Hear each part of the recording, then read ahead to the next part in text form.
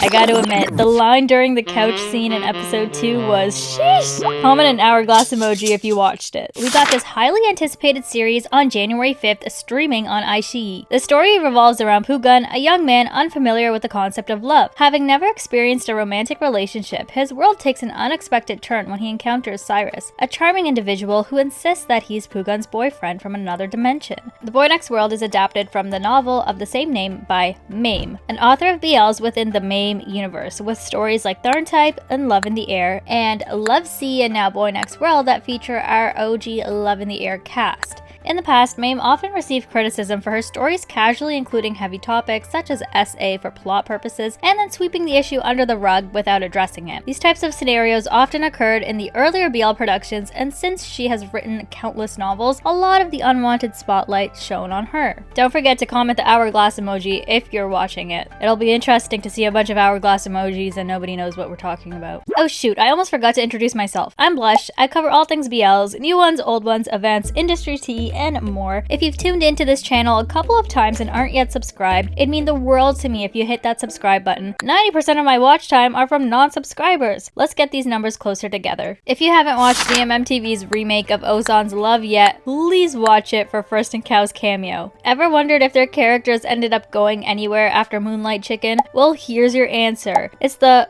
almost crossover we didn't know we needed. Ozon's Love premiered January 6th on YouTube featuring main leads Earth and Mix. And yes, they will finally have a whole 12 episodes to themselves, and we have something to watch on Mondays. The original is a Japanese production of series, movies, and special episodes. Hang, an unlucky in love property consultant, finds his life thrown into chaos when he becomes the center of a dramatic love triangle. His boss and his co-worker slash housemate both confess their feelings for him, sending his world into turmoil. To make things even more complicated, his childhood friend surprises him with her own confession of love. With emotions running high and relationships tangled, the question remains, who will ultimately win Hang's heart? Fans are noticing a few interesting changes to GMMTV's remake. I haven't watched the original Japanese ones, but let me know how you're liking it compared to the Thai version. I'm not one for comedies, and sometimes the humor gets lost in the translation when you're reading subs, but I have to admit this one has made me laugh a couple of times, and please, every time the OST comes on, I cannot help but want to get up and dance. Earth and Mix did a fun performance at GMMTV Star Olympics to that song if you haven't checked it out. Clearly I have all the time in the world because I've managed to watch almost everything that's aired this month. We got the full release of Influencer Love, a real style short available on Short Time. Couple influencers, Unsong and Jihyun, have been an undercover couple for 6 months. When a man appears in their lives, they start to wonder if they should choose the influencer life or love. Again, doesn't seem like the vertical shorts are gaining much traction outside of Asia, but they are pretty popular in Asia. Here's a quick review I found saying it's around a minute per episode, so it moves fast and there is a proper kiss.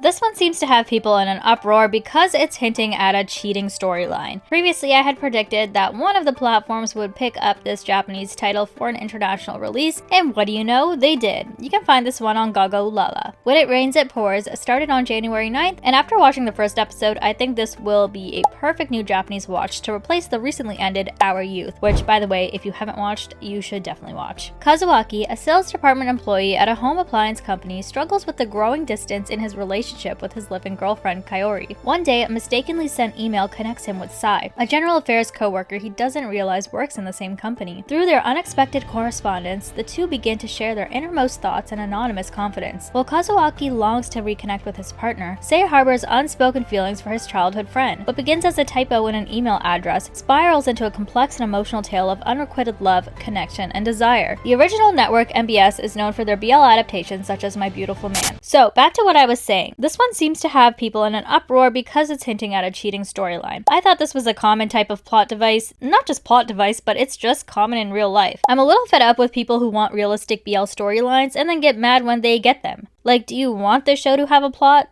challenges to overcome, and an imperfect human element, or not? These days, everyone has an issue with any bad decision a character makes, but I have no idea how you would go about producing a story otherwise. Just because a certain action appears in a series or story doesn't mean that they're condoning it. Anyways, we don't even have any confirmation of the cheating yet, but if something like that triggers you, you may want to steer clear. I know I have viewers from all over the world, and yes, I'm jealous of some of you who got the Netflix release of Paradise of Thorns this month. Although it premiered in April, many have yet to watch it as it was only in certain cinemas or film festivals. I might have seen it uploaded in some corners of the internet, but I think if Netflix US, or in my case Canada, were to acquire streaming rights, it would perform well. It does show up when you search for it, but with a little remind me button, so maybe they're working on getting it to more countries. A loving and hardworking gay couple built their dream life together, including owning a home and a durian orchard in Mae Hong Son. Their happiness is shattered when Sek dies unexpectedly in an accident, exposing the legal challenges same-sex couples face in Thailand. With no recognition of their partnership, all of their shared assets, including the house and orchard, are inherited by Sek's mother. She moves in with her adopted daughter Mo and a gardener Jingna. Now surrounded by reminders of the life they built together, Tongkam must navigate rising tensions and find a way to reclaim the durian orchard, a place deeply tied with their love and memories. The story explores themes of love, loss, and resilience. This movie, starring the talented Jeff Satter, along with Engfa, releases January 9th on Netflix Thailand. Since then, we've gotten updates for its release on Netflix Philippines as well. From comments of people who have watched it in theaters, they went multiple times, so if that tells you anything, I'll keep you guys updated in case there's any more countries Netflix decides to release it to. Chinese BLs are interesting because they usually need to get extra creative to get around censorship. One thing that's gonna come up every now and then is a step-sibling situationship. On January 11th, we got I Will Turn Back Time. This one is available on YouTube and Gago Lala. It features actors from Meet You at the Blossom. Two boys become family after each other's parents remarry, and of course, they fall in love with each other. However, a certain event hinders their love, and Shen Nan tries everything to turn back time, prevent tragedy, and fight against destiny. I haven't watched it yet, but here's what some reactions to the first episode are like.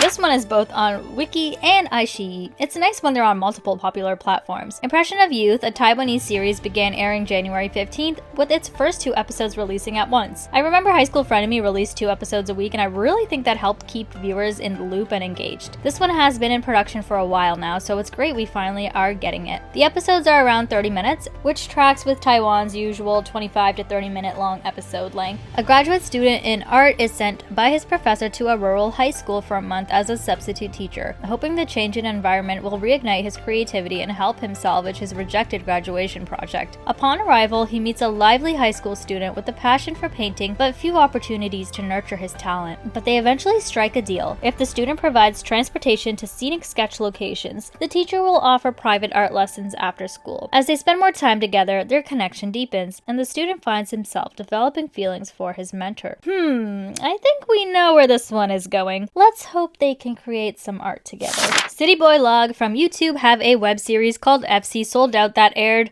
well, only a couple hours ago. I was just scrolling on iQIYI, and what is this I find in the top 3? A Korean BL series that I'm just hearing of. FC Sold Out is about a soccer team that is not doing well. One day, it is bought by an agency. The reason for the acquisition is to commoditize the team to make money again. The agency takes over and cuts out all of the players with a poor face, then forces the actors with face value from their agency to become players. Yes, I had to read that twice too. The agency cut everyone who didn't have a solid face card. If you haven't heard of City Boy Log, they are basically a YouTube channel that do somewhat scripted vlog style reality shows. They kind of remind me of Domundi Boys from Thailand, who brought us Cutie Pie and Naughty Babe, as they have now exploded into a huge production studio. And who knows, maybe the same will be for City Boy Log. I'm set on watching this though because I have yet to watch something or even hear of something like this. 3-part miniseries from South Korea, Dopamine, premieres January 19th on the Likey app. Wukong, a gaming rookie, decides to follow his friends and visit a gay club for the first time. But in the club bathroom, his friends tease him by saying, "People actually do it in the bathroom here. Can I give it a try?" Thinking it's all a joke, Wukong stumbles upon the unexpected. As he processes what he's seen, someone approaches him. That's the only real synopsis we have, but this Likey app seems to be getting more and more popular with creators and smaller production companies. It's like YouTube but more social media-y, if that makes sense. And you can connect all your other social media platforms to this one and create kind of like a home base for all of them. This is starting to sound like an ad. I promise it's not. Okay, on to the next. People don't seem to have much faith in the production company Star Hunter, the same company that brought us Big Dragon, but hey, maybe this one will be better. Flirt Milk, the series, was just announced from Thailand to air January 25th, and good news, it will be nice and accessible on YouTube. A bland milk lover, yes, bland milk, decided to deliver a forgotten coffee to its owner, which ends up sparking a chaotic story and an unexpected romance based on a novel of the same name. Flirt Milk. I don't know how I feel about Flirt Milk. but I'm sure the Thai title makes more sense. Welcome to Blush Hour. Let's talk. I have so many shows on the go right now. The biggest surprise ended up being Your Sky. I'm not one for fluffy shows, but for some reason I couldn't stop watching this typical BL trope drama. I think this one had good progression. It had ups and downs in the fluffiness, which helped. Also, the leads went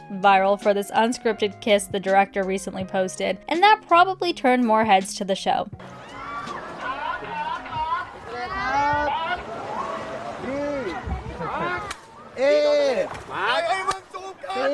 Eternal Butler has me dying. Every few minutes I wonder what I'm even watching, but the leads are cute, so I'll stick around. Of course, I'm watching all of what GMMTV has on the go right now, which is actually quite a lot. The Heart Killers, Thamepo, Perfect 10-liners, and Ozon's Love. The new CPs, Perth Santa and William S, seem to be stealing everyone's heart. Not gonna lie, Perth and Santa have me in a chokehold that I didn't expect. I'm gonna stop saying that I think we're going to get my Golden Blood this month, because even though I really think it is this month, I'm getting a little suspicious since GMMTV has 4 BLs airing right now. Perhaps next Friday, January 24th, will be the official trailer, and then the show will air the very last few days of January, but at this point I'm just saying random dates, even though I said I would stop like a second ago. Right, so if you have any clues, leave them below. I'll see you guys in the next one. Bye!